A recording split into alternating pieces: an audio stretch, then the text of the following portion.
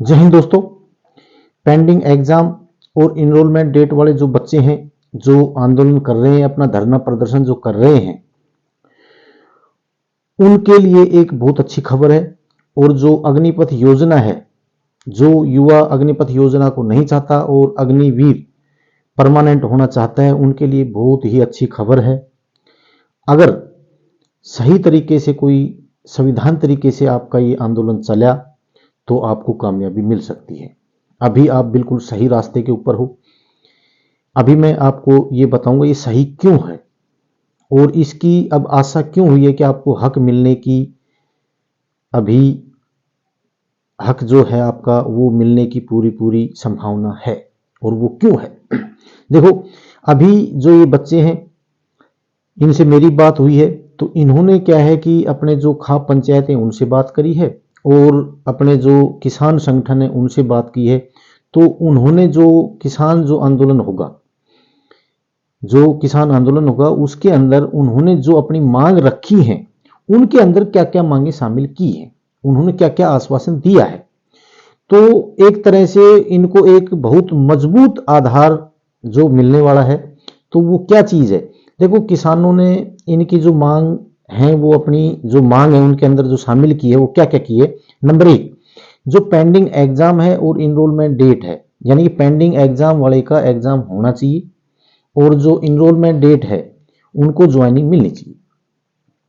Air force का जो exam हो चुका था, जिनका रिजल्ट नहीं निकाला, उनका रिजल्ट आना चाहिए और वो भी भर्ती पूरी होनी चाहिए। ये किसानों ने अपनी मांग में शामिल किया है। दूसरा, अग्निपथ योजना रद्द होनी चाहिए। उसके बाद जो अग्निवीर जो बच्चे लगे हैं उनको परमानेंट किया जाए।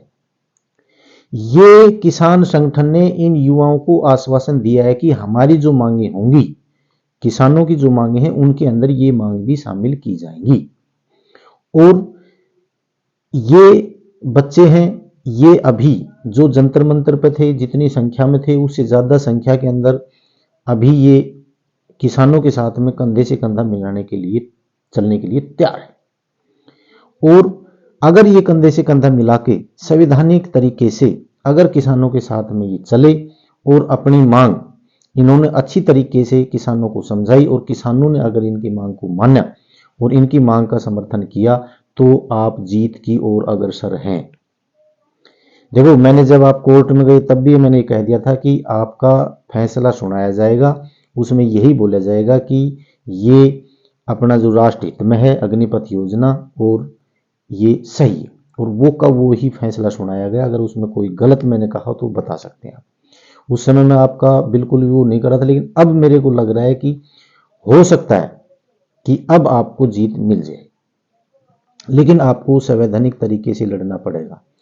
किसी भी देश की कोई भी संपत्ति है, हमारे देश की है, राज्य की है, किसी की भी कोई संपत्ति है, उसको कोई नुकसान ना पहुंचाया जाए, कोई उपद्रव ना होना चाहिए। आपका कोई कुछ नहीं बिगाड़ेगा। ऐसे कोई तानाशाही वाला काम वो नहीं है कि भाई आप कुछ भी नहीं कर रहे, सिर्फ आप प्रदर्शन कर रहे हैं और उसके ऊपर आपका किसी प्रकार का केस बना दिया जाएगा, आपको जेल में डाल दिया जाएगा। देखो, छोटी मोटी चीज़ें थोड़ी देर के लिए लिए जाते हैं, छोड़ दिए जाते हैं, वो चीज़ अलग है और पुलिस को करना पड़ता है ये चीज़ें। तो उसके अंदर वो भी आपके ही भाई हैं, वो भी ड्यूटी कर रहे हैं, उनको जैसा आदेश मिलता है वैसा वो करते हैं, उनकी कोई वो नहीं है इसके अंदर। दूसरा ये है कि सरकार कोई भी हो, ये छोटा मोटा जो शक्ति है ये करनी पड़ती है और इसके लिए आपको डरने की जरूरत नहीं है।